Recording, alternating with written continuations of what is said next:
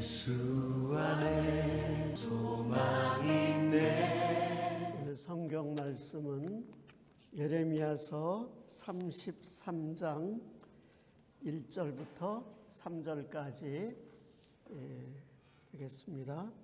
예레미야가 아직 시위대 뜰에 갇혀 있을 때에 여호와의 말씀이 그에게 두 번째로 임하니라.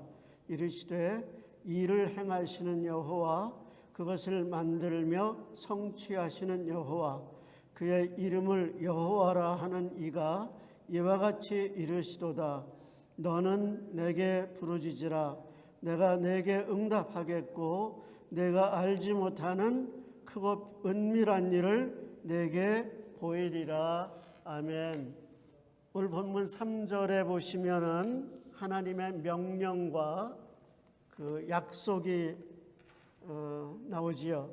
하나님께서 예레미야 선지자에게 너는 내게 부르짖으라, 그렇게 명령을 하십니다. 이게 일반적으로 우리가 기도를 해야 된다 이런 말이 아니고, 하나님께서 예레미야라는 한 개인에게 구체적으로 너 기도해라, 그렇게 말씀하신 겁니다. 그래서 하나님께서는 오늘도 우리 각 개인에게 내가 기도해야 된다라고 이렇게 말씀하시는 것으로서 우리가 받아들여야 마땅합니다. 하나님으로부터 이 기도하라는 명령을 받았을 때에 예레미야는 그때 상황에 대해서 1절에 보면은 아직 시위대 뜰에 갇혀 있을 때라고 그렇게 말씀합니다. 예레미야는 한 20살 때쯤 선지자로서 부르심을 받았습니다. 그래서 그 남유다가 멸망당할 때까지 약 40년 동안 선지자로서 사역을 했습니다.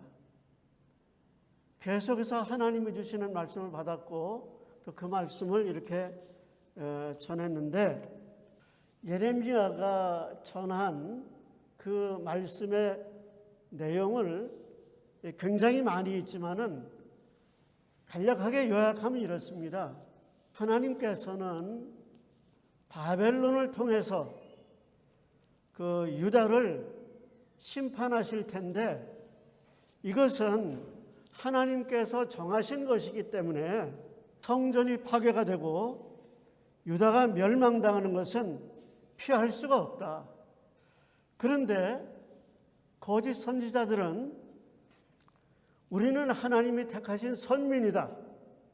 그리고 이 성전은 하나님이 계신 곳이다. 그렇기 때문에 결코 이 성전은 파괴될 수가 없고 하나님께서 그걸 파괴되게 내버려 두실 리가 없다. 그런 거짓된 예언을 했습니다. 하나님의 말씀을 받아서 그 말씀을 전한 예레미야는 매국노로 몰려가지고 체포가 되어서 감옥에 지금 갇혀 있는 상태가 된 것이죠.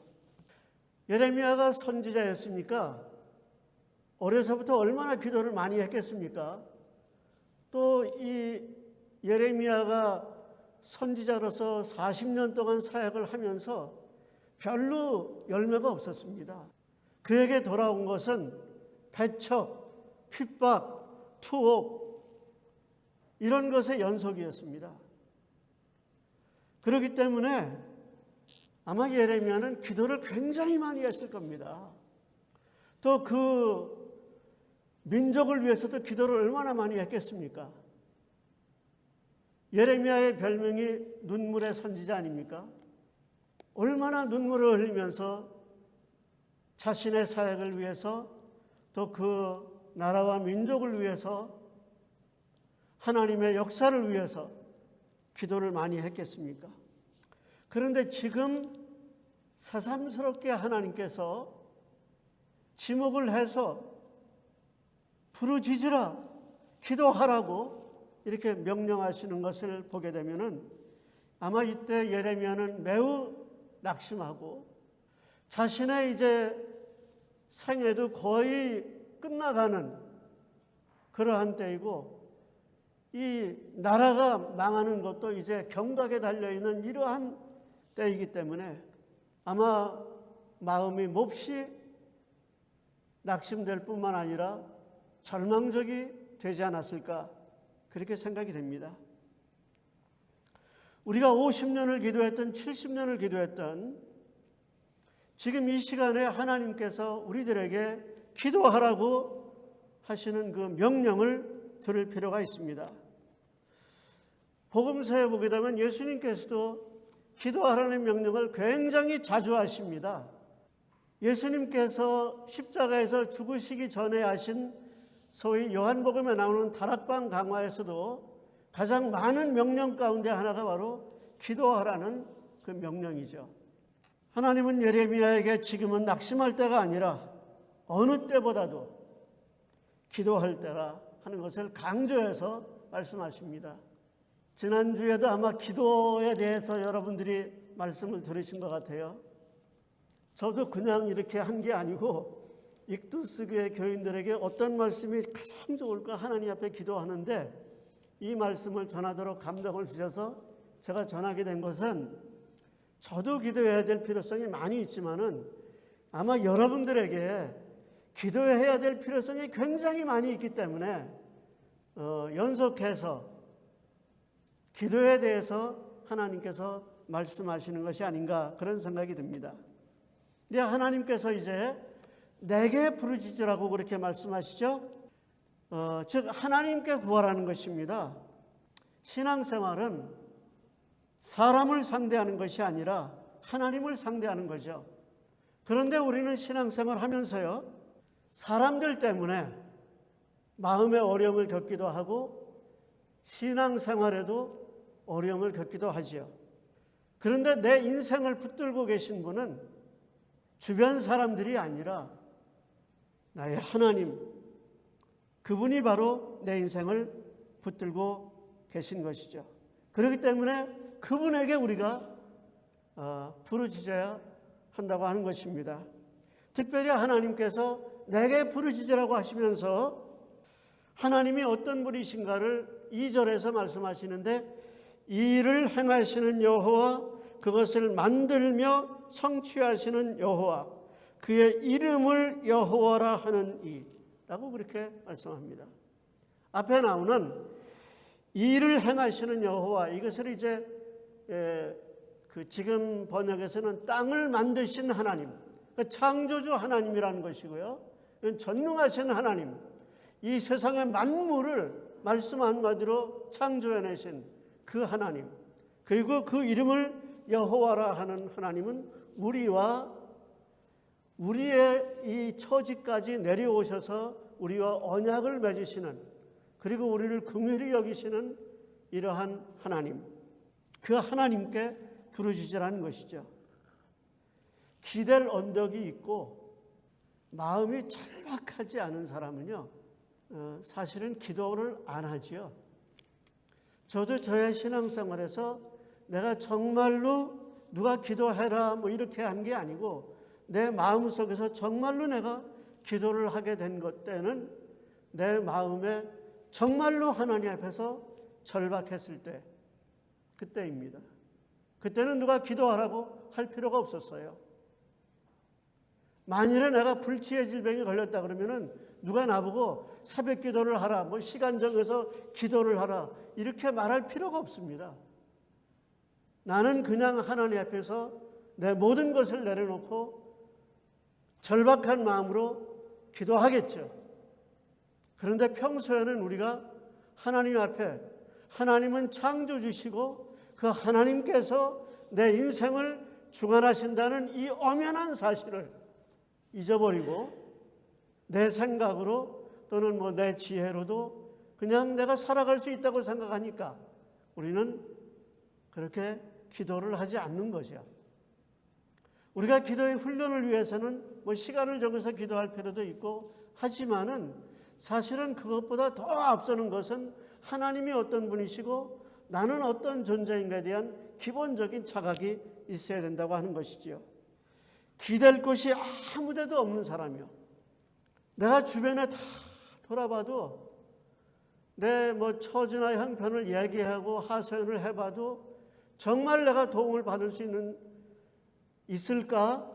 아무리 생각해봐도 도움될 곳이 없고 내가 갈 곳은 하나님밖에 없구나 하는 결론이 나오게 되면 그 사람은 자연히 하나님 앞에 무릎을 꿇고 기도를 하게 되겠죠. 세계적인 불경기 속에서 어떤 그 미국의 제재소에 다니던 사람이 있었는데요. 어느 날 출근을 했더니 그 책상에 사직 통지서가 있었다는 거예요. 해고 통지서. 아무런 설명도 없이 갑자기 해고가 된 그는 속에서 마음속에서 그 분노와 원망이 이제 생기게 되었습니다. 자기가 청춘을 다 바쳤는데 어떻게 회사가 나한테 이럴 수가 있는가? 여러 달 동안 방황도 하고 그러다가 잊어버리려고 해도 잊어버릴 수가 없었습니다. 심지어 자살을 하려고 했었는데 와이프에게 그냥 들켜버리고 말았습니다. 그 아내를 붙잡고 통곡을 했습니다. 여보, 내가 친구들을 만나서 내 어려운 형편을 하소연을 해봐도 아무런 도움도 되지 않고 은행문도 두드려 봤는데 또 애원도 해봐도 소득이 없다. 내가 어떻게 앞으로 살아가야 될지 모르겠다. 이렇게 말을 합니다. 그때 아내가 이렇게 말했답니다. 당신은 아직 다 해보지 않았습니다. 가장 중요한 한 가지는 아직 해보지 않았잖아요. 하나님께 기도하는 것은 아직 해보지 않았고 친구들은 만났지만은 아직 하나님은 만나지 않았고 은행문은 두드려 봤지만은 아직 하늘문을 두드려 보지는 않았지 않는가. 세상의 모든 길이 막혀 있지만은 그러나 하나님께 나아가는 길은 아직 활짝 열려 있지 않습니까? 하는 그 아내의 말에 감동을 받았습니다. 그래서 며칠 동안 아내하고 같이 기도를 했습니다. 정말로. 그러자 자기도 모르는 사이에 마음속에 분노가 사라지고 그 대신에 머릿속에 일에 대한 새로운 아이디어들이 떠올리게 됐습니다. 그 집을 담보로 해서 융자도 얻고 작은 건축 사무실을 하나 열게 되었다는 거예요. 그게 시작을 했는데 그게 뭐 쉽게 그렇게 풀리겠습니까? 잘 안 풀려가고 있을 때에 자기가 사업 때문에 여기저기 출장을 다니다 보니까 조금 좋은 호텔들은 나이트 클럽이 있거나 굉장히 시끄럽기도 하고 비싸기도 하고 또 좀 싼 호텔들은 보니까 굉장히 지저분하고 서비스가 형편없고 그래서 이 사람이 적절한 가격에 시끄럽지 않고 깨끗한 그런 호텔을 지으면 어떨까? 그래서 그걸 짓기 시작했는데 그 사람이 바로 할러데이인을 창업한 윌슨이라는 그런 사람인데요. 여러분, 우리는 사람에게 아쉬운 소리를 한다든지 사람에게 원망을 한다든지 사람에게 불평한다든지 그런 일을 하지 말고 오직 하나님께 부르짖어서 하나님이 주시는 그 길로 우리가 다 나아갈 수 있기를 간절히 소원합니다. 하나님께 부르짖으라고 이제 명령하시는데요. 어떤 분들은 하나님이 다 아시는데 그럼 하나님이 귀가 먹으신 것도 아닌데 조용히 기도하라 그렇게 말을 하기도 합니다. 물론 우리는 묵상으로 기도할 수도 있고 또 조용히 기도하기도 해요. 그렇지만 어떤 때는 부르짖으라고 하나님께서 그렇게 명령을 하십니다. 부르짖는다는 게 뭘까요? 그건 있는 그대로의 내 마음을 하나님 앞에 토해서 내어 놓는 것입니다. 기도라는 것은 화려한 종교적인 언어를 하나님 앞에서 나열하는, 그래서 내가 얼마나 많은 것을 아느냐를 과시하는 것이 아니라 정직하게 내 마음에 있는 그대로의 소원과 아픔과 슬픔, 고통들을 토해 내어 놓는 것입니다. 예레미야 애가 2장 9절 19절에 보게 되면 내 마음을 주의 얼굴 앞에 물 쏟듯 할지어다, 그렇게 말씀을 합니다. 송채환 집사라는 분이 간증하는 걸 제가 들은 적이 있는데요. 그분이 목소리가 허스키해요. 배운데도. 그런데 그분이 그 간증 속에서 그런 얘기를 해요. 자기가 하도 이렇게 크게 기도를 하다 보니까 목소리가 허스키해졌다고. 그런데 주변의 교인들이 그런데요, 좀 조용히 좀 기도하라고. 근데 자기도 기도를 하다 보면은 자기도 모르는 사이에 그냥 부르짖게 된다, 그런 이야기를 하는데, 너는 내게 부르짖으라고 명령하신 그 하나님께서 이 명령에 순종해서 기도하는 사람들에게 놀라운 약속을 주시죠. 내가 알지 못하는 크고 은밀한 일을 내게 보이리라, 그거죠. 약속이 두 가지인데요. 첫째 약속은 내가 내게 응답하겠고 하는 것입니다. 우리가 공부를 할 때도 보면 정답을 찾으려는 그런 식으로 공부를 해가지고 기도를 할 때도 보면 어떻게 하면 기도를 올바로 하느냐에 너무나 그 신경 과민적이 돼가지고서, 그런데 우리가 관심을 가져야 되는 것은 하나님의 응답입니다. 여러분, 만일에 아이가 부모에게 와서 뭐 필요한 거 뭐 달라고 하는데 막 뭐 달라고 얘기를 하고 나서는 그냥 나간다, 그럼 어떻게 생각하겠어요? 엄마가, 아버지가 줄 건가, 얼마를 줄 건가, 그게 중요한 거잖아요. 기도에서 가장 중요한 것은 내가 말하지만은 또 하나님께서 내게 주시는 응답을 듣는 것입니다. 하나님이 내게 뭐라고 내 기도에 대해서 응답을 하시는가. 그런데 하나님께서는 반드시 응답하신다고 그랬어요. 반드시. 그래서 하나님께서 내게 어떻게 응답하시는가, 그것을 들어야 된다는 거죠. 그런데 많은 분들이 그걸 듣지는 않아요. 듣지는 않고 자기가 얼마나 기도를 많이 했느냐, 이런 거를 거기에 관심을 가지는 경우가 많습니다. 그 하나님께서 내 기도에 응답하신 것을 우리가 어떻게 알 수가 있겠습니까? 마음에 평화가 임합니다.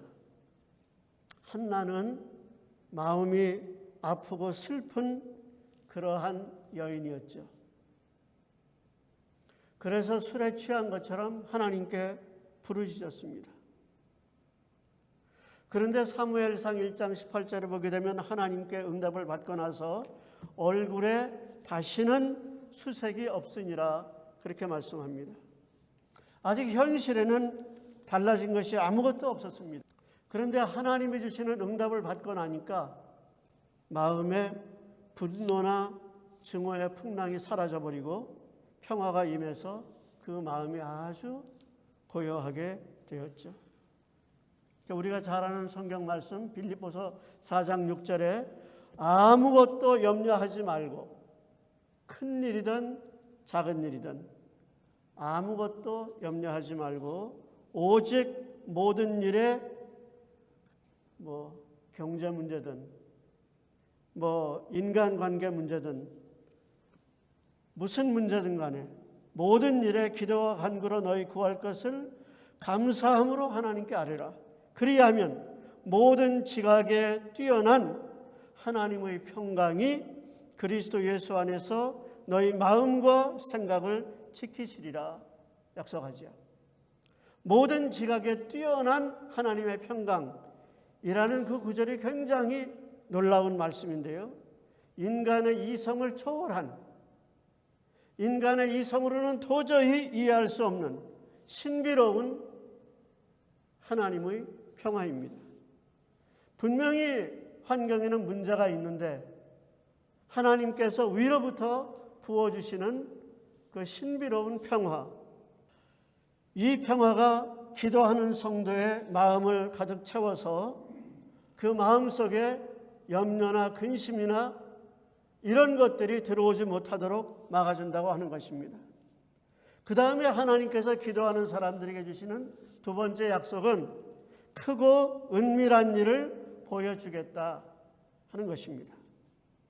큰 일, 은밀한 일이라고 하는 것은 인간이 할 수 없는 일, 사람이 상상할 수 없는 하나님의 역사. 이 복음이라고 하는 것은 이 세상에 어떤 사람도 생각하지 못했던 것이죠. 이 세상에 종교를 만든 사람들이 얼마나 많이 있습니까? 그 사람들은 정말 머리가 탁월한 사람들이었죠. 그런데 그 어떤 사람도 생각해내지 못했던 것이 바로 복음이죠.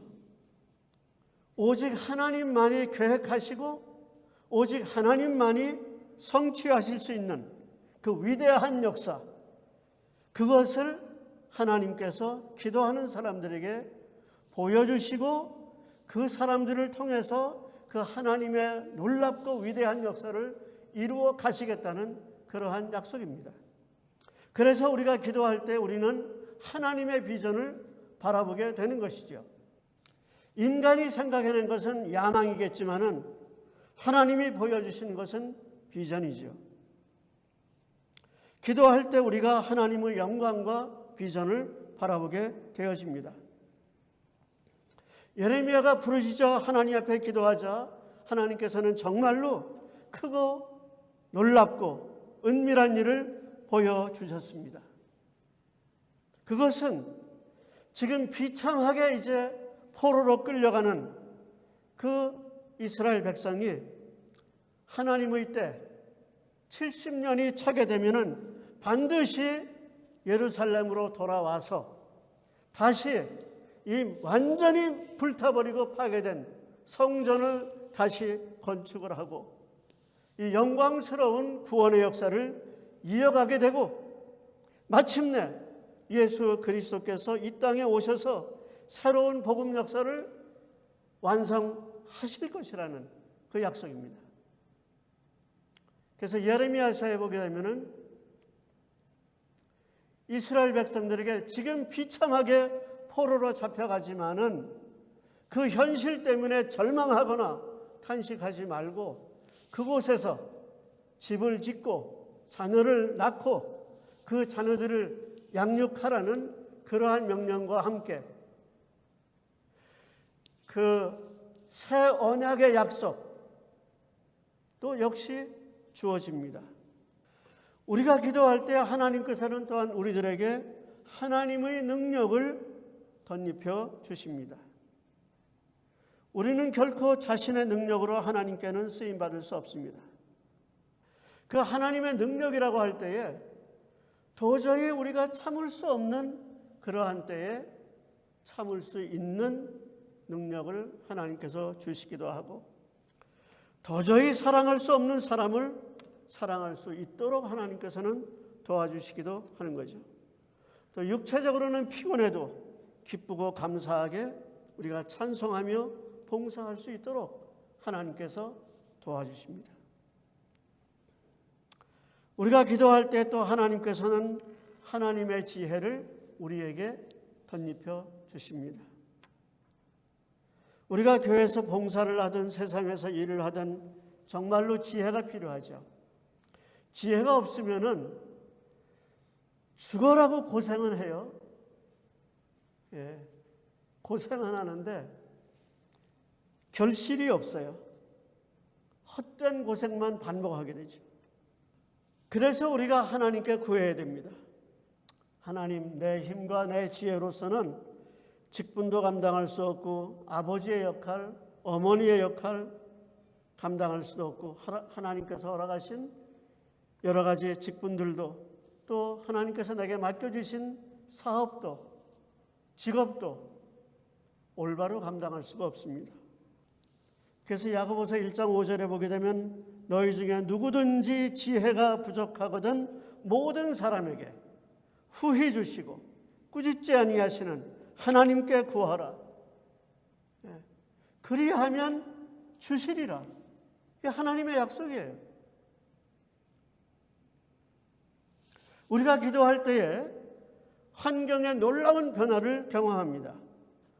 우리가 기도하면 하나님께서 우리 환경을 변화시켜 주십니다. 그 대표적인 예 하나가 바로 사도행전 16장에 나와 있죠.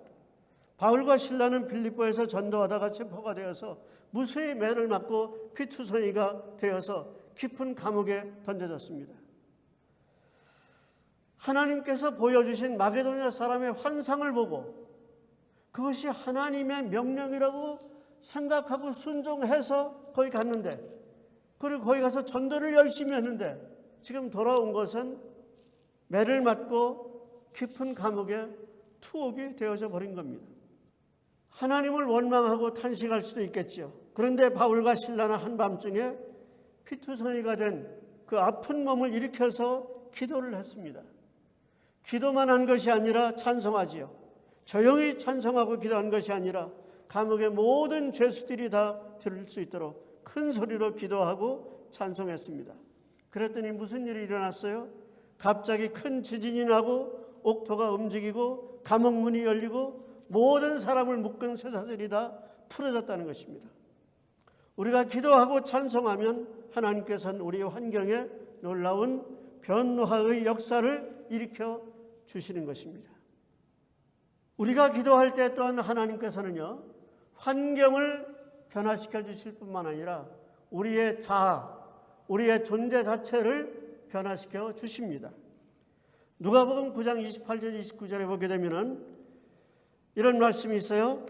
이 말씀을 하신 후 8일쯤 되어 예수께서 베드로와 요한과 야고보를 데리시고 기도하시러 산에 올라가사 기도하실 때에 용모가 변화되고 그 옷이 휘어져 광채가 나더라. 변화산의 사건인데요. 우리가 물론 집에서도 기도하고 교회에서도 기도해야 되겠지만은 때로는 산에 가서도 기도할 필요가 있지요. 이 변화산의 사건을 마태, 마가, 누가 다 기록하고 있는데 누가만 기도하실 때에 라는 그 구절을 들었습니다. 예수님이 변화된 그 모습인데요.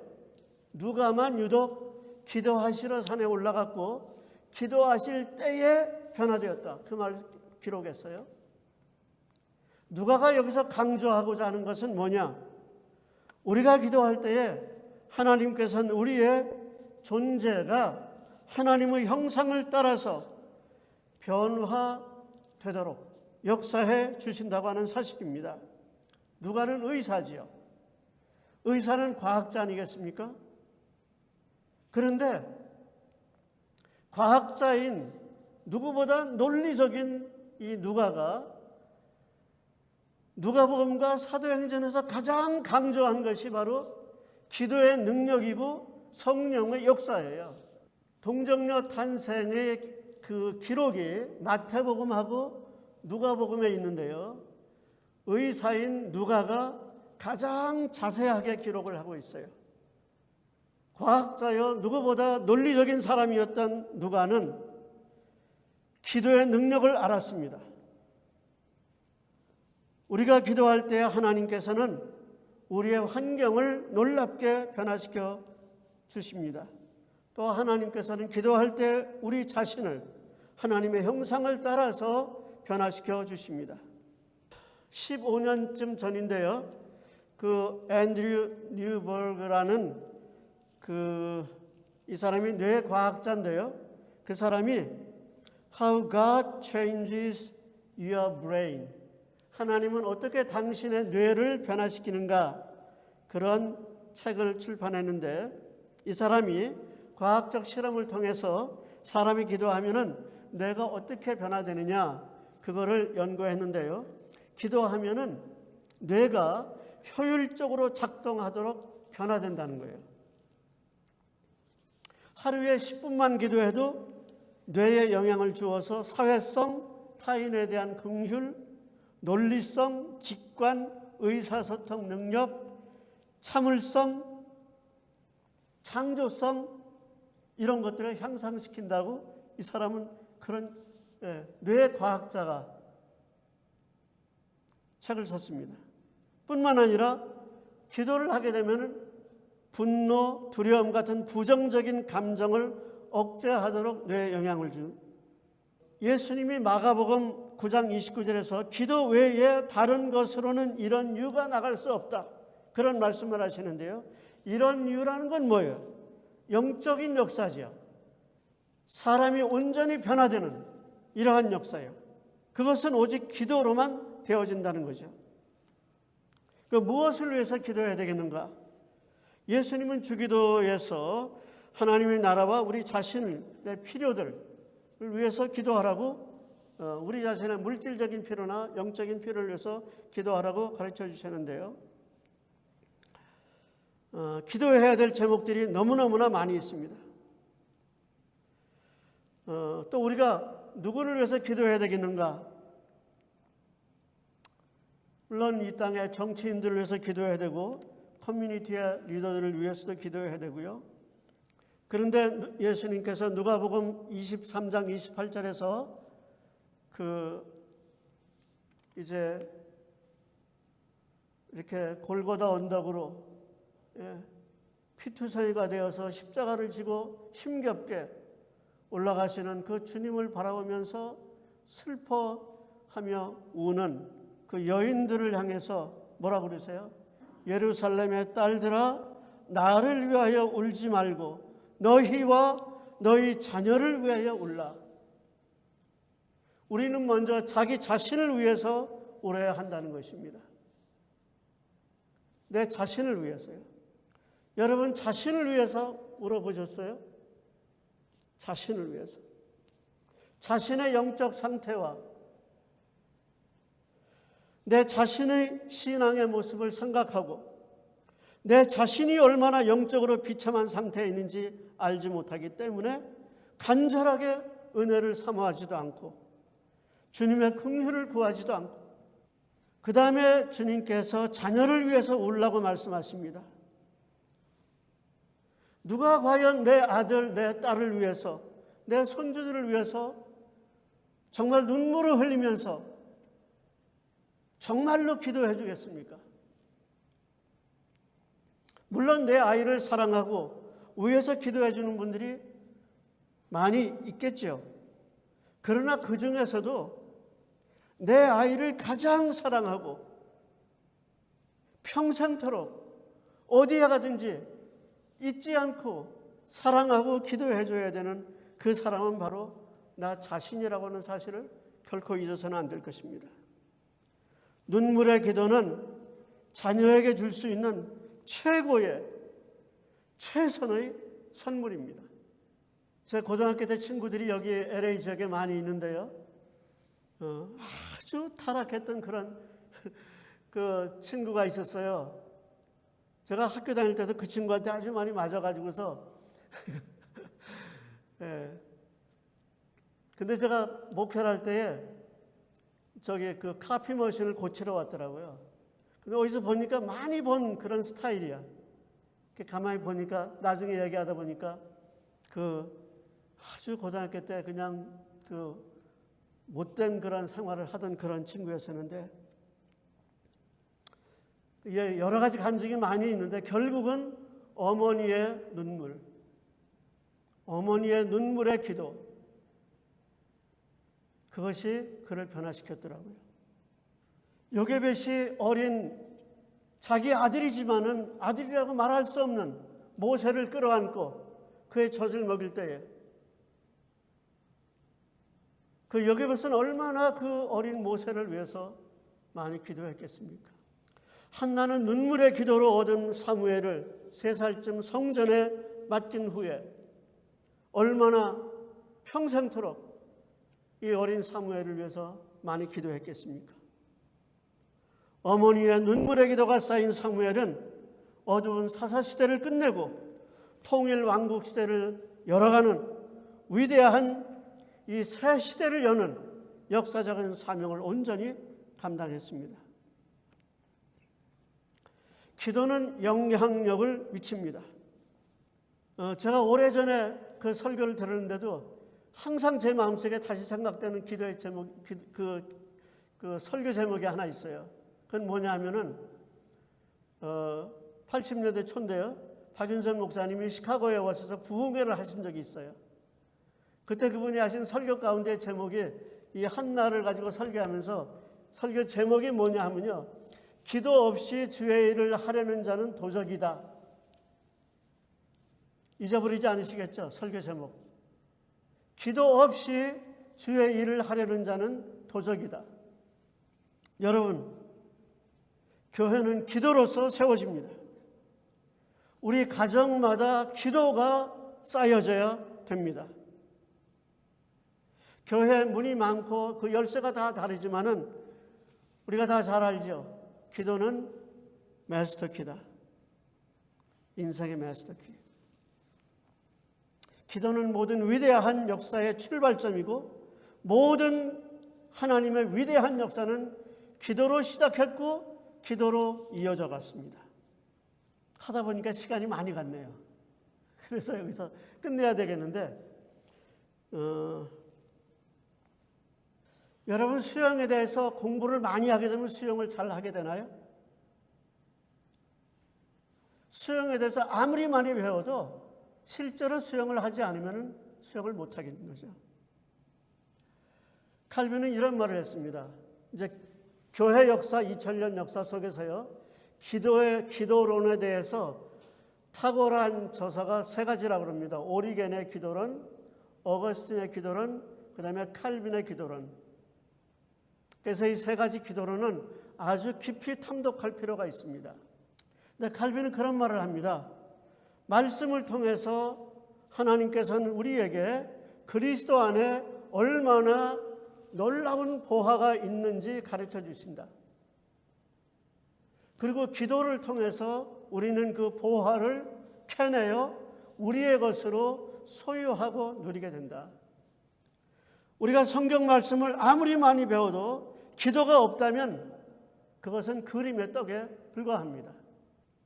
기도 생활은 그리스도 안에 있는 이 천국의 놀라운 보화들을 실제로 소유하고 누리도록 우리에게 역사해 줍니다.